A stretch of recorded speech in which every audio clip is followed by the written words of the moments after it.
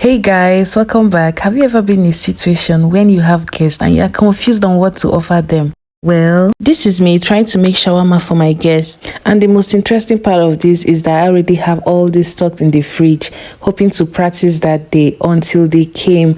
So it's just the perfect timing for me. I would say shawarma is one of the easiest snacks to make. It didn't give me stress like the small chops I did previously. Please, if you don't want to be plenty like me, I wouldn't advise you to eat shawarma all the time because this snack is so sweet and tempting. My God.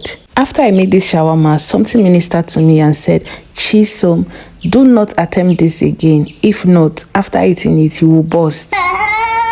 One of my jokes, but on a serious note, as it is now for me, I don't really need this. I don't even need shawarma.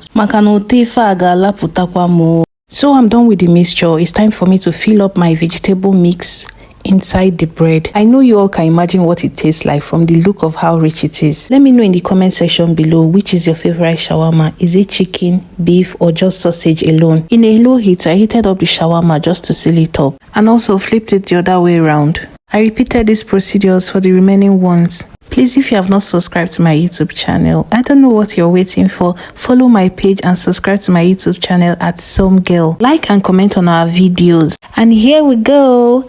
Our creamy and delicious shawarma is ready. My guests enjoyed it. I hope you guys enjoyed this video. See you guys in my next upload. Bye.